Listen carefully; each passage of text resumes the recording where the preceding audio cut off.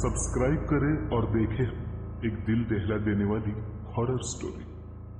बिना घबराए bell icon press करना ना भूलें।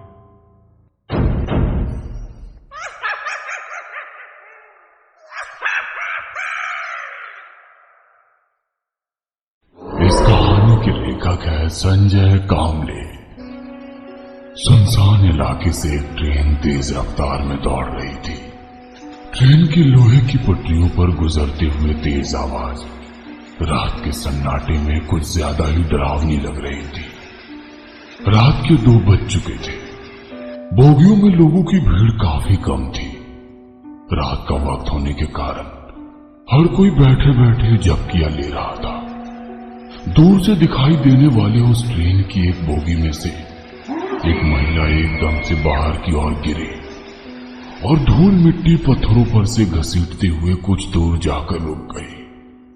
ट्रेन से गिरने के कारण पूरा शरीर जख्मी हो गया था। खून से लथपथ वो वैसे ही ट्रेन की तरफ देखती हुई पड़ी रही और ट्रेन दूर दूर जाते हुए अंधेरे में नजरों से ओझल हो गई। पिछले 1 महीने में ये 4थी वारदात थी।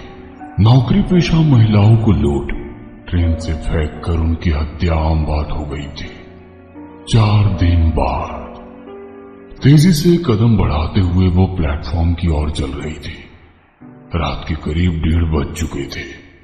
यह आखिरी ट्रेन थी।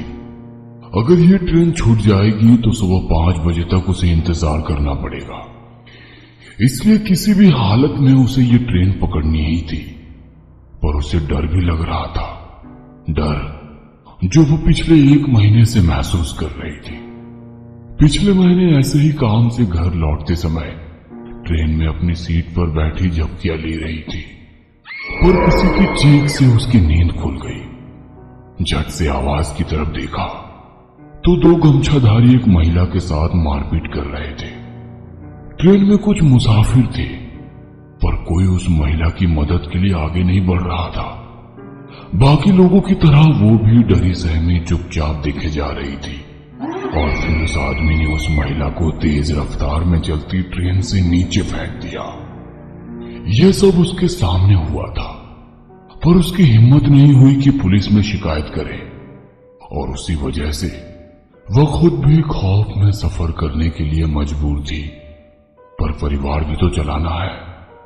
ट्रेन धीरे धीरे आगे बढ़ने लगी और उसके साथ उसने अपने कदमों की रफ्तार भी बढ़ा दी। दौड़ते भागते वो प्लेटफॉर्म में दाखिल हुई।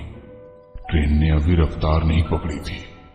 रात का समय होने के कारण स्टेशन पर लोगों की भीड़ भी काफी कम थी। अब भी कुछ लोग ट्रेन से उतर रहे थे तो कुछ लोग अंदर चढ़ रहे थे। उसने पार्ट भी 2 अपने के लिए कदमों की सब्सक्राइब रफ्तार करें। ट्रेन की